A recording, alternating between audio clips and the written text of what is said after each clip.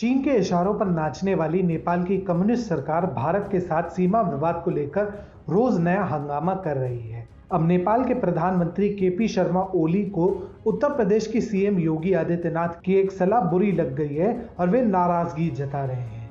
असल में योगी आदित्यनाथ ने नेपाल की सरकार को यह बताया था कि चीन ने किस तरह से तिब्बत पर कब्जा कर लिया था और वो गलती नेपाल ना दोहराए।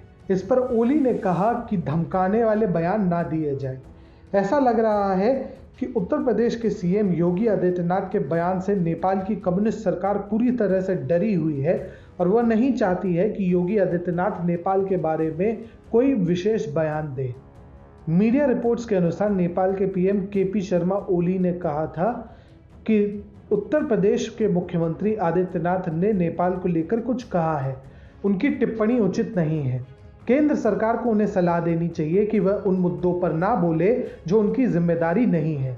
उन्हें यह भी बताया जाए कि नेपाल को धमकी देने वाले बयान की निंदा की जाएगी। उन्होंने नेपाल के नए नक्शे को मंजूरी देने के बाद नेपाली संसद के प्रतिनिधि सभा को संबोधित करते हुए ये कहा कि अगर योगी आदित्यनाथ नेपाल को डराने की कोशिश कर रहे हैं तो ये उचित नहीं है।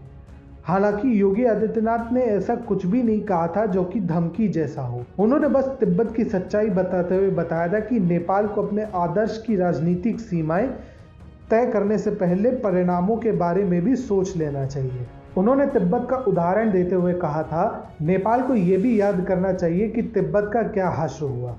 नेपाल की तिब्बत जैसी गलती नहीं करनी चाहिए। बता दें कि चीन ने तिब्बत पर आक्रमण कर उसे अपनी सीमा में मिला लिया था और तिब्बतियों पर अनेकों अत्याचार ढाए थे।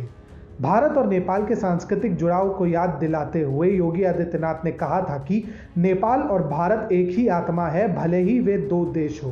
भारत और नेपाल के सदियों पुराने रिश्ते हैं जो केवल सीमाओं की बंदिशों से तय नहीं हो सकते। दोनों देशों के रिश्ते सांस्कृतिक रूप से बहुत ही सुदृढ़ हैं। सीएम योगी ने नेपाल की कम्युनिस्ट सरकार को कहा था कि नेपाल की सरकार को हमारे रिश्तों के आधार पर ही कोई फैसला करना चाहिए। नेपाल अगर नहीं चेता तो उसे तिब्बत का उदाहरण याद रखना चाहिए। यहाँ पर योगी आदित्यनाथ के किसी भी बयान में ऐसा नहीं था जो कि गलत हुआ हो। जिस तरह से चीन नेपाल के साथ रिश्ते बढ़ा रहा है उससे तो देखकर यही लगता है कि धीरे धीरे पूरे नेपाल को अपनी सीमा में चीन मिला सकता है और नेपाल की सरकार हाथ पर हाथ धरे बैठी रहेगी। केपी शर्मा ओली के इस डर का कारण क्या है?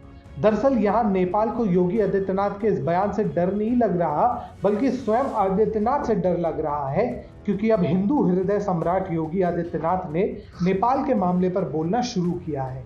बता दें कि नेपाल मूल रूप से एक हिंदू राष्ट्र है जिसे माओवादियों ने सेक्युलर घोषित किया हुआ है और इस हिंदू देश की आम जनता में योगी आदित्यनाथ का गोरखनाथ मठाधीश के मंत्र के रूप में उनकी छवि काफी प्रसिद्ध है। यही नहीं, योगी आदित्यनाथ का नेपाल और वहां के शाही परिवार के साथ गहरा संबंध माना जाता है। दरअसल गोरखनाथ मठ दो मंदिरों का संचालन करता है।